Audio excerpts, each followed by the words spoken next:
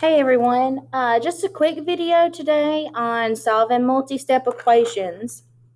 Now, when you solve multi-step equations, make sure that you remember to solve them by working through the order of operations in reverse order. So, I'm going to tell you what I'm talking about right here with this problem. In this problem, we have 5x, which means 5 times x plus 3.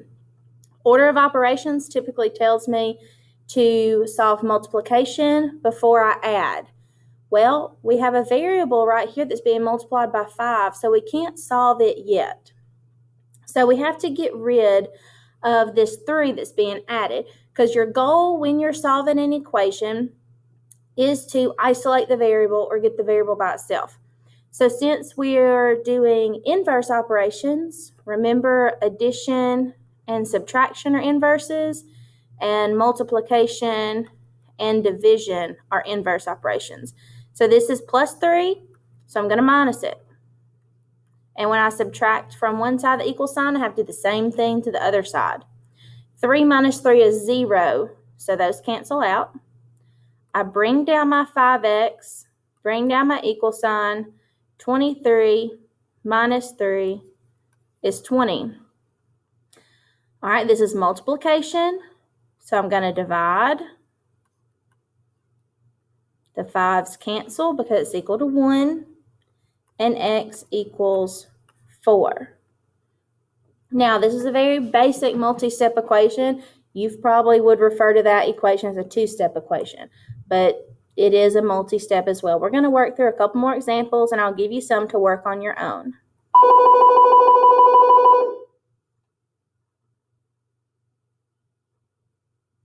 All right, let's look here. 16 equals d minus 12 divided by 14. Well, like I told you just a second ago, your goal is to get your variable by itself. So we're going to have to do something with this 14. Now, a fraction means divide. So the inverse of division is what? That's right, multiplication. So I'm going to multiply both sides of this problem by 14. When I do that, 14 times 16 is 224. I need to bring down my equal sign. The 14s on the right side of the problem cancel out. So I'm left with d minus 12. I've gotten my multi-step equation down to a basic one-step equation. 12 is being subtracted. So that's right, you add it to both sides.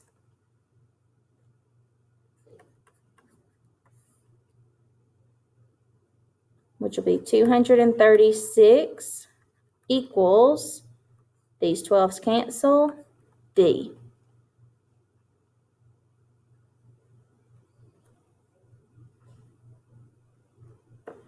All right, we'll do one more together, and I'll give you some to do on your own.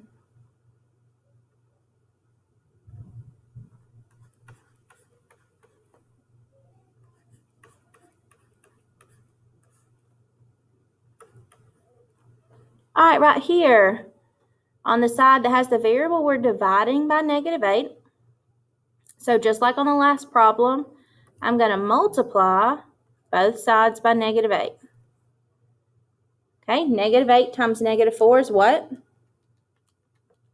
That's right, positive 32. Remember those integer rules. Bring down your equal sign. The -8's cancel. And I'm left with 7x plus 1. This time, I got rid of the bottom part of my fraction, and I still have a two-step equation. 1 is being added, so I'm going to subtract. 32 minus 1 is 31 equals 7x. The 1's cancel. And then now what do? All right, that's right, I divide. Divide by 7, divide by 7. Now, I'm sure most of you are already looking at 31 divided by 7, and you know that's going to be a decimal. All right, in Algebra 1, If your answer will not divide evenly, it is okay to leave it as a fraction as long as you simplify it. I cannot divide 31 or 7 by anything to reduce this fraction.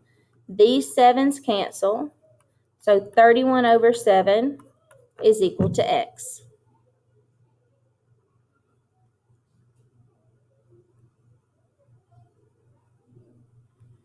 All right, and here's some examples to work on your own, and just bring these to class next time we meet.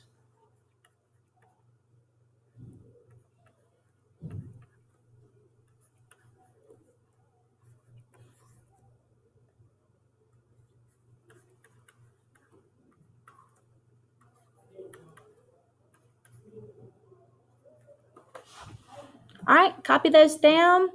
If you have any questions, write those down so you'll be sure to ask in class next time. All right, everyone, have a good weekend.